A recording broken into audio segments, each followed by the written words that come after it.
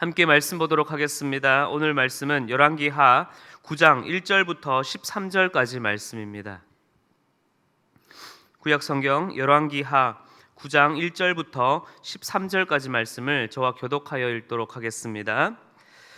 선지자 엘리사가 선지자의 제자 중 하나를 불러 이르되 너는 허리를 동이고 이 기름병을 손에 가지고 길르앗 라못으로 가라. 거기에 이르거든 님시의 손자 여호사밧의 아들 예후를 찾아 들어가서 그의 형제 중에서 일어나게 하고 그를 데리고 골방으로 들어가 기름병을 가지고 그의 머리에 부으며 이르기를 여호와의 말씀이 내가 네게 기름을 부어 이스라엘 왕으로 삼노라 하셨느니라 하고 곧 문을 열고 도망하되 지체하지 말지니라 하니 그 청년 곧 그 선지자의 청년이 길르앗 라못으로 가니라. 그가 이르러 보니 군대 장관들이 앉아 있는지라. 소년이 이르되 장관이여 내가 당신에게 할 말이 있나이다. 예후가 이르되 우리 모든 사람 중에 누구에게 하려느냐 하니 이르되 장관이여 당신에게니이다 하는지라.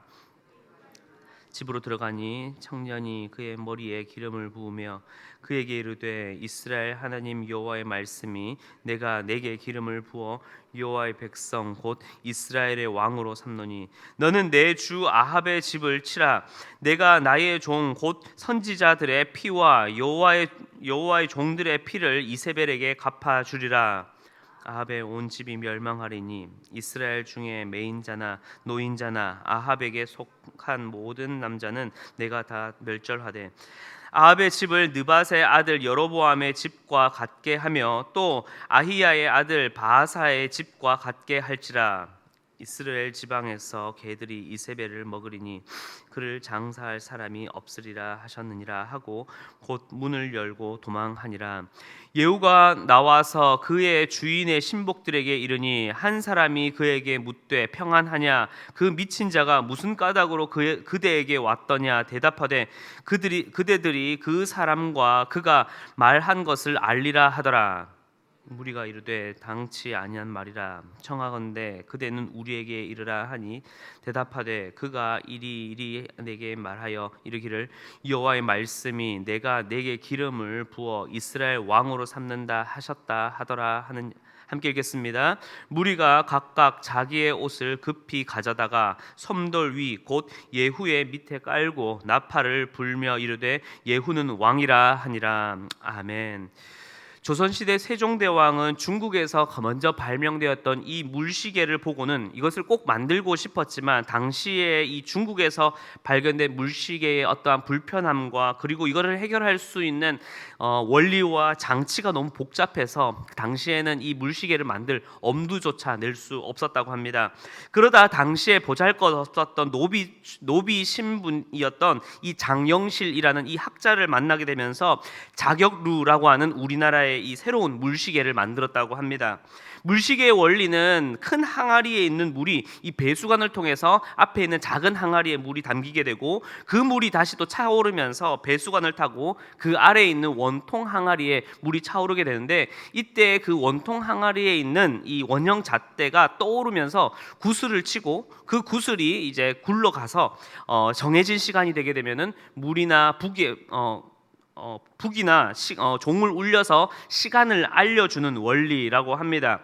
자격루를 움직이는 것은 작은 물줄기의 흐름이지만 큰 항아리에서부터 작은 항아리 그리고 작은 항아리에서 또 원통 항아리를 지나서 구슬을 움직이기까지 흘러서 마지막에는 이 농사의 때를 온 국민들에게 온 백성들에게 알려주는 시대의 큰 흐름의 소리가 되었다고 합니다. 무엇보다 이 일에 정말로 보잘것없었던 한 사람 장영실이라는 이 사람의 열정과 노력을 통해 이 역사적인 변화를 이루게 되었습니다.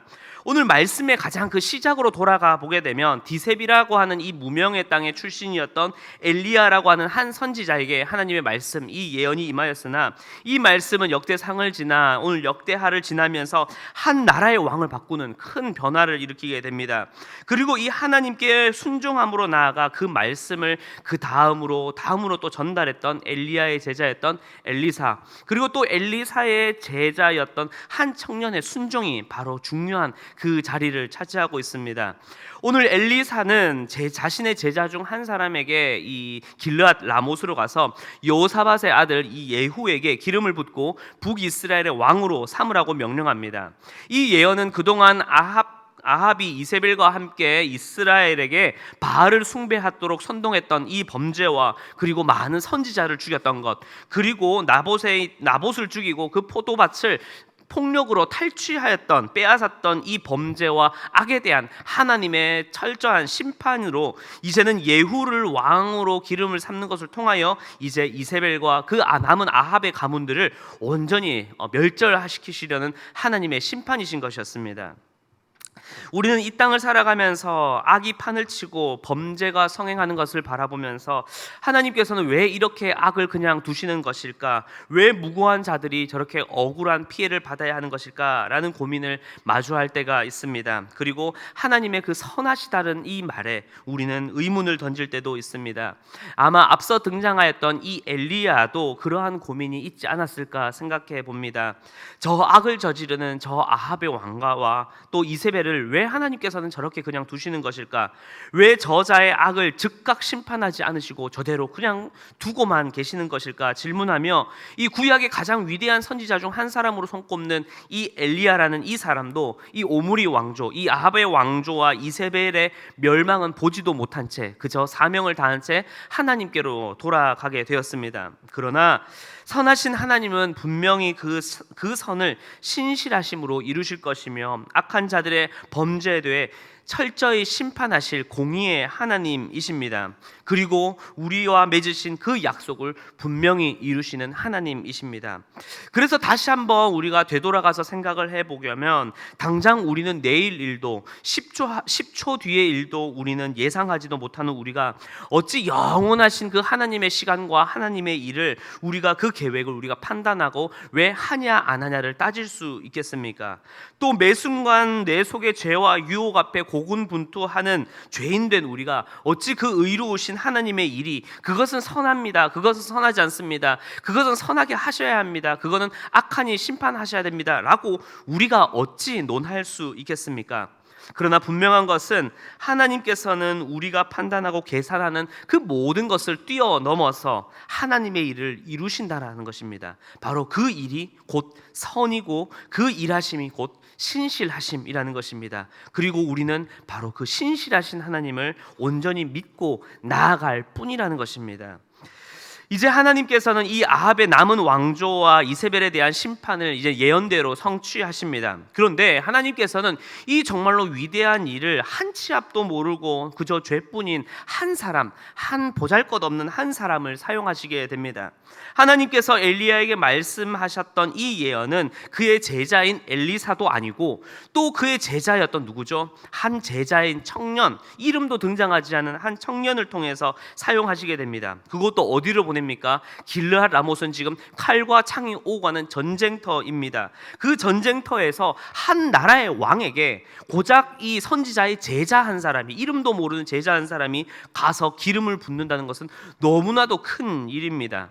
이 모습을 바라보면 이해가 되지 않습니다.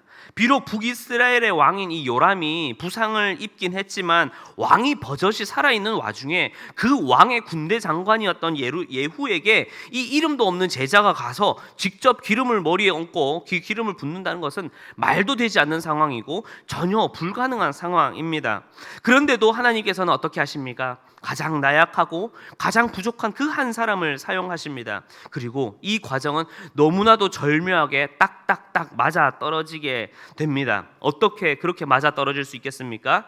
바로 이 예언을 성취하시는 분은 그 제자 한 사람이 아니라 그 모든 것을 주관하시고 통치하고 계시며 그 모든 상황을 만들어가고 계시는 하나님께서 하고 계신다라는 것입니다.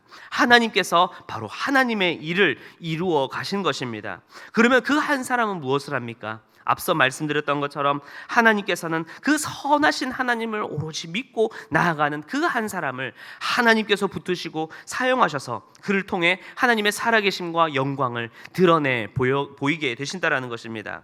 다시 상황을 돌려보게 되면 또다시 흥미롭은 지점을 바라보게 됩니다. 한 제자가 이제 길르앗 라못을 갔을 때 마침 어떠한 일이 일어났습니까? 북이스라엘의 요람 왕은 부상으로 이 이스라엘이라는 지역으로 자리를 잠시 비우게 되었고, 함께 연합군이었던 이 남유다의 왕이었던 아하시야도 이스라엘에 있는 요람에게 병문안을 잠깐 찾아가게 되면서 그 전장에는 왕이 아무도 없게 됩니다. 타이밍이 참 절묘하지 않습니까? 또 그 제자가 예후 앞에 서서 당당하게 그 예후에게 기름을 붓겠다고 말할 때 예후의 머릿속에는 어떠한 말씀이 딱 지나가냐면, 하나님께서 오래전에 이 엘리야가 아합에게 선포했던 그 심판의 말이 예후의 머릿속에 딱 들어오게 되면서 이 과정을 예후가 아무런 토도 달지 않고 순순히 따르게 하나님께서는 역사하십니다. 그리고 예후가 다시 자신의 형제라 불렀던 이 장관들과 함께 들어왔을 때에 그 주변의 장군들은 어떻게 하였습니까? 예후를 신임하여 그동안 신임하였던 그 신뢰 때문에 예후에게 어떠한 반문도 없이 그가 말하는 그 설명을 그대로 받아들이고, 참 신기하게도 다 받아들이고 그 자리에서 예후를 왕으로 엎드리며 추대하게 됩니다. 이 모든 과정을 누가 하셨을까요? 바로 하나님께서 하신 것입니다. 아니, 하나님 밖에 하실 수 없는 것입니다. 여러분, 우리의 작은 시선과 내 안의 작은 사건을 내가 바라보고 그 안에 내가 머물러 있으면 우리는 여전히 한없이 연약하고 어리석은 한 인간의 계획 밖에 머물러 있을 수밖에 없으며, 또한 그 생각과 그 판단과 그 길이 제 아무리 선하고 의로우며 뛰어나다 한들 여전히 우리에게서 난 것은 죄의 길일 뿐일 것입니다.